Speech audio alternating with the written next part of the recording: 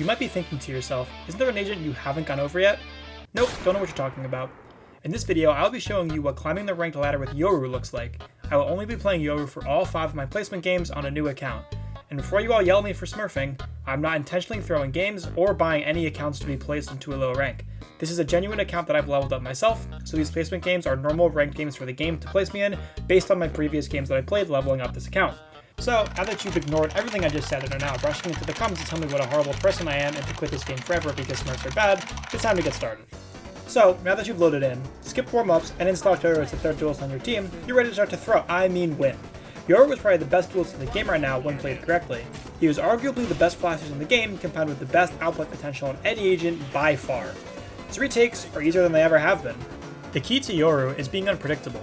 Playing stupid corners and doing dumb shit because you can is always the best, and if you're ever worried, after you get a bunch of kills and are now in a tough spot, you can just TP right out. It's never been easier before. Usually you guys are watching me on unrated, but this is how I normally play the game when I'm playing ranked. It's much more precise and calculated.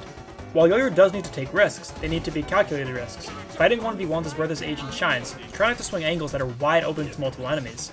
Fights like these are how you bring a 5v2 all the way back down to a 1v1 or more like a 2v1, but we shredded our team instantly for the win. If I'm being honest, I have no clue what happened here, but I guess it works out. Sometimes you just gotta let God take the wheel and rounds will work out in just the ways you want sometimes. Well, maybe they won't always work out. Sometimes you gotta make mistakes, because nobody's perfect, but I'm pretty damn close.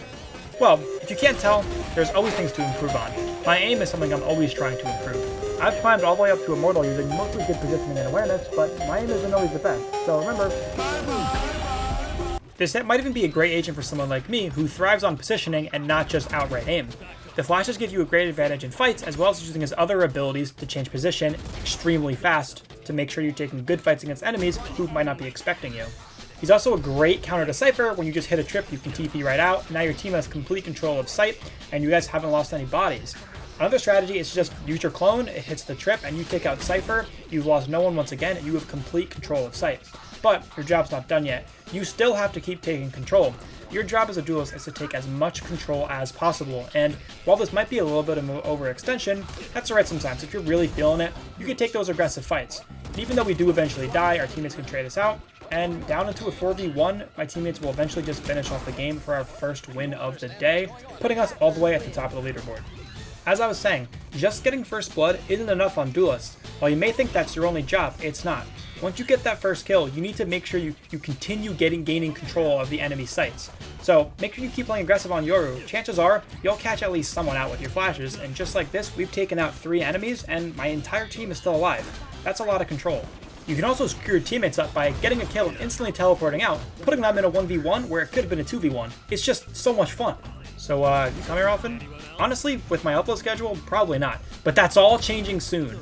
What's not changing is your teammates' playstyles in lower elo. When you're trying to climb out of low elo, it is your job to carry. The bad teammate mentality will have you stuck forever. Every single time you die, there's something to be learned, so make sure that you're always trying to improve. And this is why you should watch all of my videos. They'll make you experts at every single agent. Well, except one, I guess. Sometimes you just gotta give the enemies a chance to kill you. I miss all these shots on purpose to just give them a tiny sliver of hope.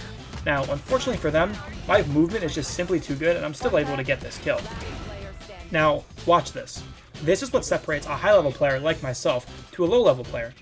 I'm baiting the enemies all the way over to A, and I see I have my teleport, and I'm also on very low HP, so I break this door to draw their attention, I throw my teleport, I open up the door, and I run towards site. Now, what you might be thinking is, I'm going to plant and then just teleport to quickly reposition, but that's where you're wrong, because my brain is functioning on another level. I'm going to fake the plant, then teleport, and what the absolute fuck is this guy holding? I really like the Yoru tech where you throw your blind straight at the ground as you're running, so it's still behind you, but still fully blinds your enemies. It makes running at people really, really simple. Now, in a 2v1 situation, this is where a lot of people don't know how to play. The real way is to just bait your teammate. Now, the other enemy has no clue where you are, and you could just take him out simple. If your aim's better, you'll just win the game. As I was saying, it's important to get aggressive and try to beat enemies' util. By playing ultra aggressive, we're able to beat out this tail ult and catch him right off guard. You can see the way he swings this corner, he's definitely not expecting me to be there, which gives us even more sight control. Just look at that. We have complete control of bend and all of sight. So now the retake is too easy once we decide to finally retake. Just remember, mental is just as important as in-game mechanics, so killing a race who's ulting is very good for destroying mental. Another way is your knife. Knifing someone is the best way, but you can't knife from behind because that's simply too easy. What you have to do is knife them right in front of your face by throwing as much util as them as humanly possible. This guy can't see a thing, so we can just run straight at him and knife him, and his mental is completely destroyed and is likely to play worse throughout the majority of the game. Once again, I have no fucking clue what's going on, but I guess it worked out. Sometimes with enough abilities thrown, it's just going to work out. We actually bounce this flash off of Keho, flash him again before killing him. Sometimes, just ability spam works. This is an example of how your teammates are going to play sometimes.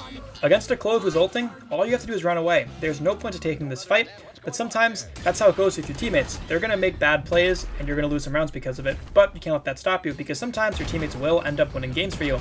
Just like this, my Brim gets a couple kills and secures the last round while we've already been eliminated, and that's another win for us. Pistol round is where you assert your playstyle. It tells the other team how you're going to play. So if you make sure you play ultra aggressive, then on future rounds they might play further back. So plays like this will help you actually set up your team for the rest of the game. Wow, what a great game with just precise gunplay.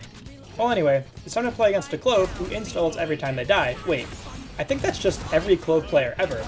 If you're a Clove player and you do this, just stop and think before you ult. It'll actually save you a lot more times than you think it will.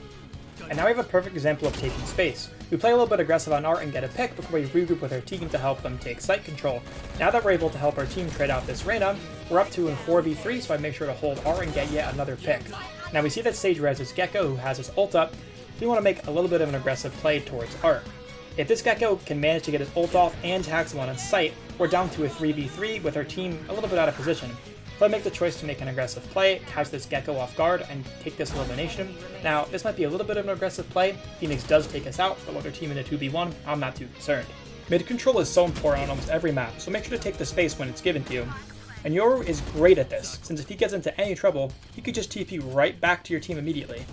An important part about this agent is abusing your flashes. If you end a round with any flashes left, you probably did something wrong, so just throw them at your enemies. It'll work out for you, don't worry. Your ult is fantastic for pushing sites. You get the best info with no chance of dying. All you have to do is run. Nice. This character is basically about how much of a disadvantage can I put my enemies at before I kill them. And your flashes are a great example of that. Just look at this. They stand no chance, and unfortunately, this clip does kill us, but my team gets the trade. Now, unfortunately, I was lagging in this clip, so I don't really remember this ever happening, so things like this, you just gotta ignore. They just never happened. And sometimes, you've gotta rely on your teammates to clutch up. Most of the time they won't, but every once in a while they will, and lucky for me, my 11-year-old younger brother is actually kind of decent at this game, so put in a 3v1 with a Phoenix ult. Even with that, it's just too easy, and that's the game secured.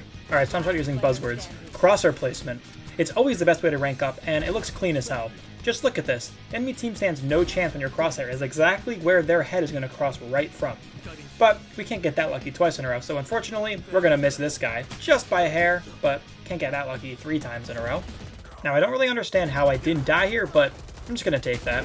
Just let your enemies come to you. Pause. And now, after you're done, you just got to push them. And just like that, you're in a 3v1, and there's no stress in this round at all after you've taken out the Killjoy who's playing in long. Sometimes, just pick up a judge. It might destroy your chances of going to heaven, but that's alright, because it was probably already destroyed before with all the slurs you've been saying in voice chat. That's alright, and once you're done, just pick up a Vandal and you can keep maintaining mid control, and then once you get this pick, you just TP right back to your team when you're ready to retake together.